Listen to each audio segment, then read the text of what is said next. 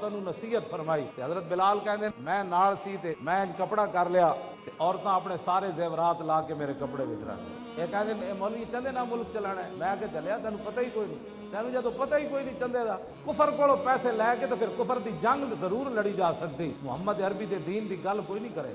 حضور نے تبوک دے موقع تے چندے دا اعلان نہیں فرمایا. جے دین پڑھے ہی نہیں, خالی کیبلا تے بیٹھ کے جناب سرخی پاؤڈر عورتوں کو لوا کے کیبلا تے ہوتے مسلمانوں دی ترجمانی کرنا تے گل نہیں نہ بنتی. جے دین نہیں پڑھیا تو پھر پڑھ. غزوہ تبوک دے موقع تے حضور نے کتنے بڑے چندے دا اعلان فرمایا. حضور نے فرمایا دیو بھائی پیسے لے آؤ, بھائی پیسے لے آؤ, مال لے آؤ, بھائی مال لے آؤ.